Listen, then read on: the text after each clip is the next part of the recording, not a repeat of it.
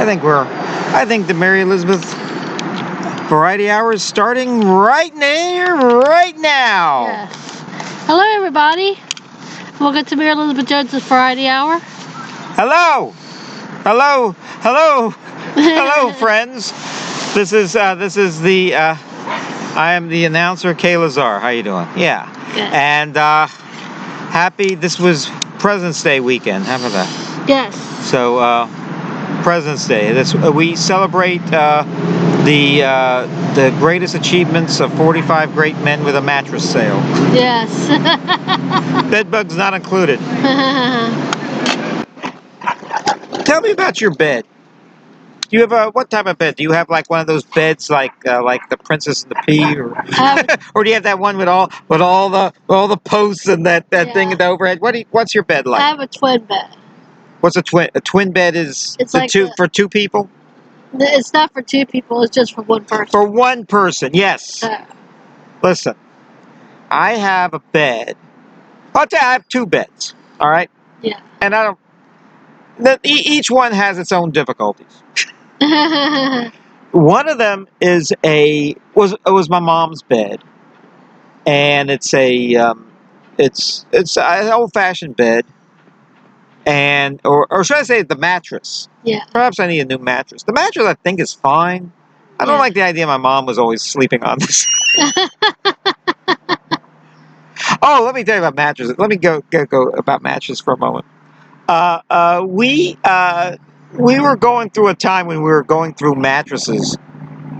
This is back in not all that long ago, maybe 10 years, in the 2010s. And they said, well, we have another mattress in the shed you might be able to use when the other ones didn't work. And these were, I'm not kidding you, these were mattresses that the children had in the 1970s. Wow. And they never threw them out. Now, I know something about mattresses, and you should throw them out every 10 years. Whether they need to, but after 10 years, you should get rid of them. Yeah. And so my mom and years ago, my dad was using them. And what happened was, we got the orchestra here. We have a band playing. Yeah. Do you always get phone numbers? Do you always get phone calls? Yeah. This is my alarm. So. Yeah. Why is it so alarming? Well, because I accidentally hit the wrong button. So. Oh, and the alarm is it going to shut off? Well, it doesn't show. You have to go in there and do it. So. Oh, then do it. I got a lot to say here. So, is it over? Or is it still going strong? Still going strong. Okay, well, here we go. Oh, boy. See, this is one continuous take, this show. So, see. I am so sorry, y'all. Yeah, it's wonderful, isn't it? Turn it off! Alright, perfect. Now, you see, now don't put it back in, just leave it there. Alright? I was just trying to zip it. Oh, well, I'll zip it. Yeah. Zip it. Why does that sound like an insult? Zip it. Okay. Now what was I saying? So we had it was like, and we were actually piling up the worst mattresses. My mom wasn't well at the time. Yeah. And we were just piling them up. I said, you're like the Princess of the Pea here. We got this makes no sense at all. So anyway, so then we got a nice mattress, and I paid like $100 for it for my mom. Well, I didn't pay for it, but they did. I just went out and bought the best one I could. Yeah. Yeah. I just used their credit card. So anyway, we buy it, and it's actually a nice mattress, but I think it's run its course. Yeah. And you want to, let me tell you about mattress. You want to flip them over. You want to turn them. You want to make where your heads are, where your feet are, all that. And I do this every 2 or 3 nights. I put the pillow where I used to have the pillow. I put it on the other side. Yeah. So I'm constantly changing gears here. So yeah. So anyway, I have another bed, which is like yours, a twin. It's like two fit for 2 people. Yeah. but it's not fit for two people in the weird sense. It's fit for two people because it's a futon. Yeah. And futons, people, always make fun of futons. Oh, you're one of those people who use a futon. Guess what? I've never had a bad night on my futon. Yeah. I've had bad nights on every other bed I've ever had, but never in a hotel or anything. It's a sofa that turns into a bed, right? It's a sofa that turns into a bed, and unless you're entertaining friends, it's always a bed. But then, oh, my friends are coming, and then you don't need a sofa. You just turn it in. You just kind of dent it in the middle, and it becomes a sofa. Because we used to have one years ago. And it's still the best piece of furniture I ever owned. Is that? And let's face it. You spend how long do people sleep at night? Like 3-4 hours a night. Something like that. That's how I sleep. No, 8 hours a night. 1/3 of your life, you're on a bed. Yeah. So it better be comfortable. All right. Yeah. So I have that, but I hardly ever sleep in that. I'm constantly sleeping on that smaller one due to a particular situation. I'm going through moving right now, and the moving is, gosh, I'm you go through everything you own. I'm going through everything my parents owned, and what I own, and trying to figure out what to keep and what to throw out and everything, like old mattresses and stuff. And okay, the only really thing of any worth I own, I mean that's valuable to me, is my photographs. I mean, we're talking photo albums, and my family was big on photo albums. We have photo albums for like 100 years. Wow. My dad lived to be 97, and everyone else lived less than that. But if you add all the other people's years and all the photos they took and all the albums they made, it's a whole lot of pictures. And we were quite the picture taker. My dad not so much, but my mom and me were. And we got photo albums, and I'm going through all of them, and I'm finding photos I forgot I even, not only photos I forgot I took, but events I was at. Wow. Ball games, concerts, meeting celebrities, meeting old relatives, that are no longer with us and everything. So I'm going through all of them, and I'm trying to, I made up a new, I already told you about this, I made up a new album on my Facebook page, and anyone could go to my Facebook page and look at it. And it's mainly people that, it's days gone by type of thing, and it's great to see all those people again in their younger selves, stuff, including myself. And gosh, you see what I used to look like. I very skinny, very long hair, like Howard Stern almost. Yeah. The clothes and the face, pretty much the same. Haven't improved at all. Yeah. No, actually, the clothes probably have improved because they were pretty wild. Yeah. That's sideburns. Yeah. I've been I've been living, at my parents' house now, and I'm not used to all this fancy stuff, and it's not a problem. Don't feel, no one feels sorry for me, but I mean, now I have heating anytime I want, and I have air conditioning anytime. Before I lived pretty Spartan. I lived one step up from a tent. Yeah. I mean, and I was happy. Yeah. It kept me. I was lean and trim, and now I'm. But there are some things like for example, my skin has become very dry because the heat is on all the time. And I don't like. I mean, I like heat. I don't like air conditioning. Yeah. I hate air conditioning, and that hasn't come to that yet. But I know you Americans love air conditioning, but I've lived my life without it, and I just drink a lot of water and exercise more, and how do I stay cool? Oh, just don't wear very much around the house. Yeah. My guests hate it. Certainly the Avon lady hates it, but so I've been what else has been going on? And food. Food. I haven't done any grocery shopping in the last month or so. And one of the reasons why I haven't done any grocery shopping is I'm trying to eat everything in my other house before I'm moving to this new house, so I don't have to bring it with me. I forgot how much food I have, and it's all good food. It's all what food do I have? Hot dogs. Yeah. I have what else? I have hot dogs, and I have TV dinners, and lots of cans of pineapple juice, which is good because I realize I'm not eating enough fruits and vegetables. I went to last week. I went to. I was with you actually. Yeah. We went to Cracker Barrel. That was really good. That was good. But then I realized when I got home, I've only eaten like starch and carbs.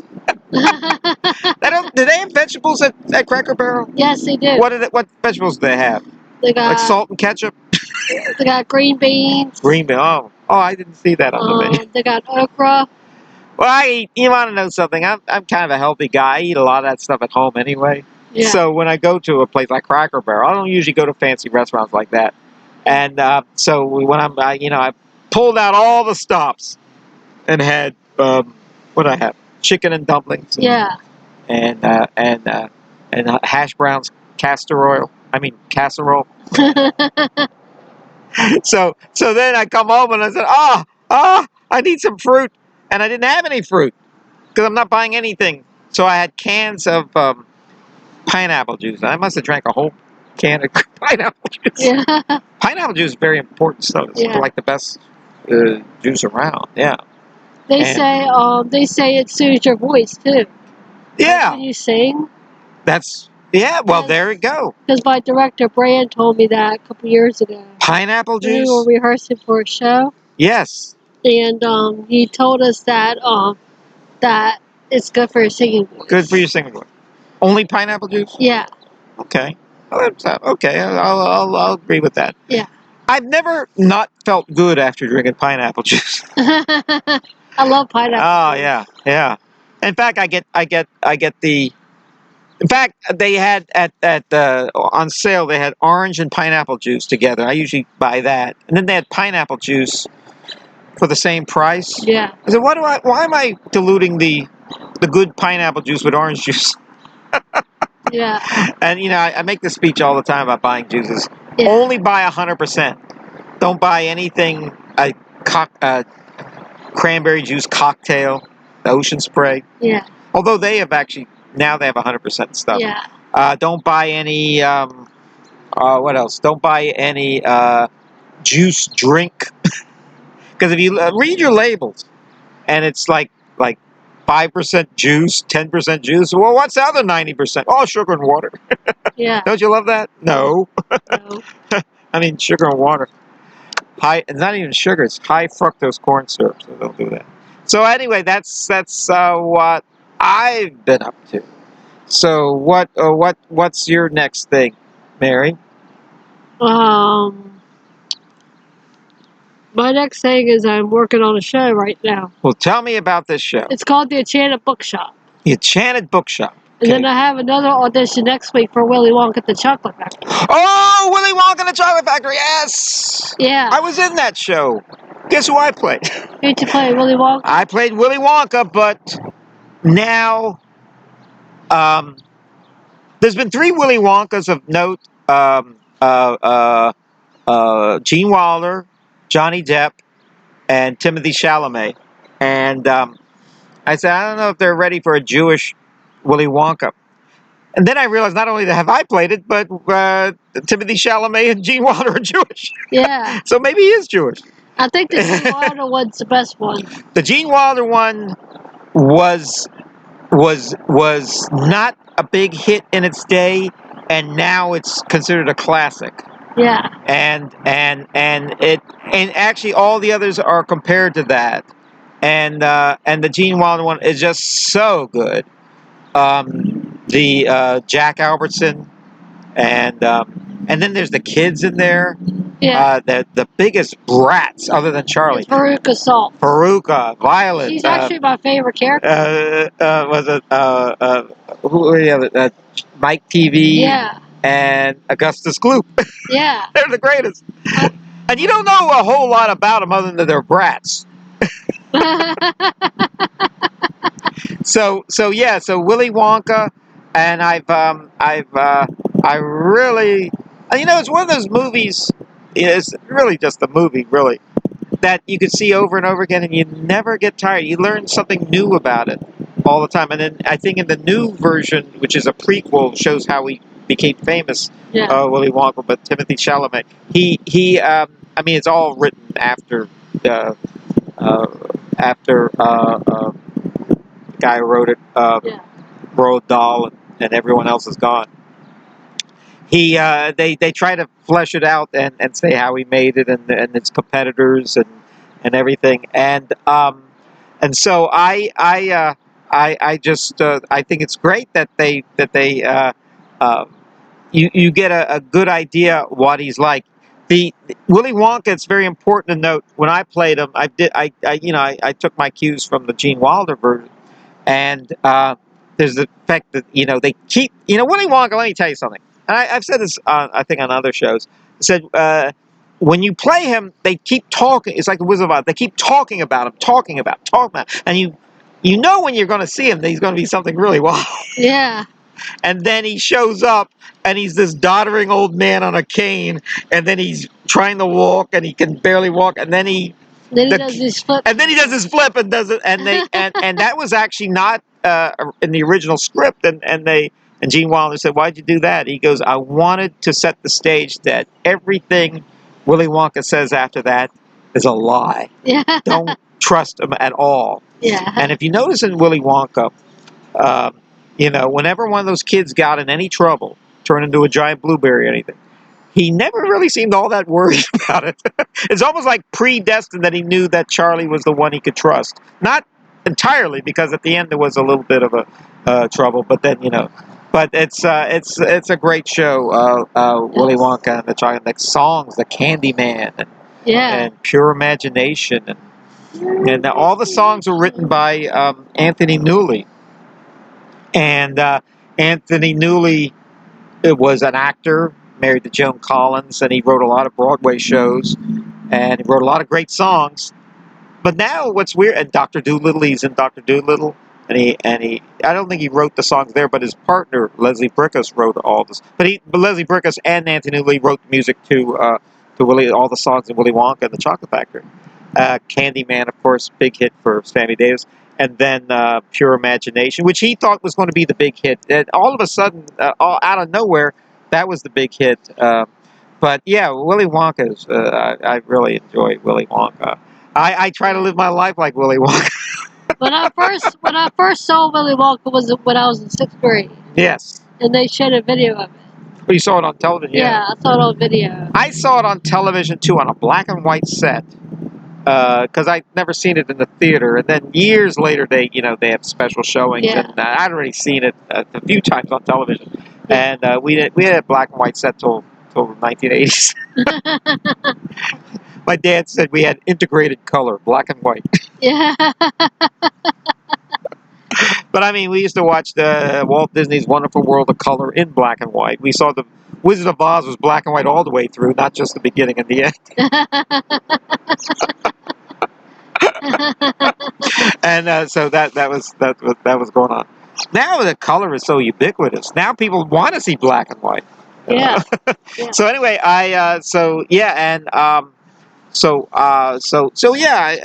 lots of luck in that show. I'd probably, if I were to audition for that show, I'd probably get the grandpa part. Yeah. Does he sing at all? I think he does one song, maybe. Yeah. I don't want to be in any musical where I don't sing. Because I've got a golden ticket. That's what he sings. He sings that with Charlie. Oh yeah, that's right. Yeah. He actually, I think, used to work for Willy Wonka, but never met him. And then of course, he runs into him, in that show. And the show is really something. Yes. And that glass elevator and. Oh yeah. And then Charlie takes over the business at the end. Yeah. We know the funny thing about that. I was telling somebody if you're like me at your job, you have a lot of trouble with the IT department, and you call the IT department and they claim what's going on your end in Virginia. Everything is breaking down. I said, yeah. Who runs your part? Who runs your end of the of this IT?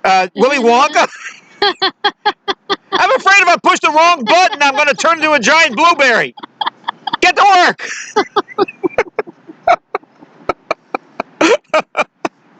So anyway, but tell me about the other show you're in, the Phantom. What's it called? It's called the Enchanted Bookshop. The Enchanted Bookshop. Biblioteca. Bookshop. Bookshop. It's going to be a really good show. Yes. That one's in April. So. Anything with Enchanted in the title, you know, is going to be good. Yeah. I'll be playing the mother in that one. You'll be playing the mother. Yeah. Oh, you play a mother. How about that? All right. Yes. I'm getting all the grandfather parts. I used to play the father parts. I used to play the young man's parts. Yeah. I was once in a play. I'm not kidding you. I was in Rodgers and Hammerstein's Cinderella. I played the king, and the actor playing Prince Charming was a last-minute guy. He was good, but he was older than I was. I was like 32 years old, and the guy was like 45. But I wore white hair and everything to make myself look old. Now I wouldn't need any. Now, what's going on? Is there a truck backing up here? It's a bus. It's a bus, an autobus. Yeah. Yeah, we should tell our director to shut down the buses until we're finished the show. Yeah. Oh, I got to tell you something about traffic. I saw a car accident on the way over here. Oh wow. Yeah, let me tell you about it. And let me tell you about car accidents. I mean, I wasn't in, but you feel bad for the people in it. And I mean, no one got hurt. I don't think anyone got hurt. What happened was, it was a fender bender, and I'm going down the highway, all right, and then a stoplight. You approach a stoplight, and always when you approach a stoplight, always if it's a yellow light, you know what yellow light means on a what does that mean? Caution. Caution. Well, I can even make it go further than that. When you see a yellow light, it's supposed to say proceed to stop. All right. Yeah. Don't put on the gas and try to go through, unless you truly are a risk taker and you think it's safe. Well, this is actually busy. What happened was the guy, yellow light comes, and the guy in the front stopped. He was doing right, and of course the other guy was in a hurry. Boom! Right in the back. So then I saw it all, and then I went around. I don't think anyone got hurt because they just turned to the next road and exchanged insurance. Wow. But I'm going through. I'm an insurance. I have an insurance license. I'm a law degree. I'm a insurance license. I got it. I got it all. What am I doing here? Anyway. Well, I only have it in Virginia. If I went to New York, I want to be on Broadway. I don't want to have to. I would love to be on Broadway. Oh yeah. Yeah. I love to go on Broadway. I like to be on Broadway. Yeah. I love the theater. You know what? I think we talked about this once before. When you were a kid, how old were you when you decided you wanted to be in show business? Probably when I was about 8. 8. About 8 or 9, something like that, or earlier than that. Let me tell you something. I speak to in the day, people older than my parents, and they used to see me, running around and as a 4-year-old and stuff. Yeah. So we always knew you'd be in show business.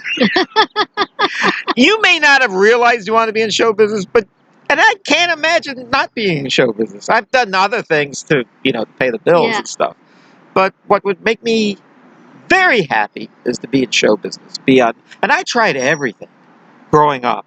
I mean, I tried learning how to juggle, like my friend Johnny Austin, but I can't juggle. I've tried. I tried being a ventriloquist. I mean, these were. I used to watch that Sullivan Show a lot. They were ventriloquists a lot. I was do imitations of famous people. Oh, this is Jimmy Stewart. You dirty rat, Judy, Judy. You know, all anything that was in those days. They were a big deal. Truman Capote and Howard Cosell, and you know, so, so imitations. You know, and then I would. What else did I do? Of course, telling jokes. Of course, being stand up. Stand up didn't work out so well. Improv. I always feel comedy is best with other people. You know, Yeah. it's very hard to get up alone on a stage and tell jokes. But if you have a partner doing, you know, improvisation, you know, like whose line is it anyway? That's that's what I like. Yeah. I do that on other shows like the Gordon Stewart Show, of course. And I love you know, and when you know finally told my parents I wanted to be in show business, I wanted to be an actor. So Yeah. an actor, what? Do I go to Hollywood or something? I said, no, I want to be in the theater. You know, that's. I mean, I'm not. I want to. You know, whatever. You know, I love a paying audience in the crowd, a member of the audience. You know, watching what you and I Yeah. do. You know, I mean, until that happens, here we are doing this show, which is fine. Which is fine. Let's see. So doing imitations. Um, I would. I gotta tell you a funny story about imitations. I used to do so many imitations when I was a teenager. No, I wasn't even a teenager. I was a pre-teenager, like 10 years old. Yeah. And I could do all these imitations. I was like Peter said, I could do accents. I could do anything. Anything I saw on television, I could imitate. Cartoon characters, teachers, other kids that we didn't like, other bullies. I would like. Yeah. They had like regional accents. I would do them. Anyway, so what happened was I would do these voices. And then after a while, and I found this out with a lot of impressions like Rich Little and Frank Ocean and stuff, people did not really want to hear their real voice. They wanted to hear the imitations. Okay? So this at about 12, 13 years old, I told everybody. They said, I want to hear your Cary Grant. I want to hear your Robert Mitchum. I want to hear, you know, popular actors of the day. And Don Rickles. Paul Lynde. So I said, my voice changed. I'm in puberty right now, and Yeah. I'm trying to do them. I can't do them like I could. I mean, I could try it, but I can't do them. My voice is breaking. You see, I'm trying. I can't do them all the time. I could still do them,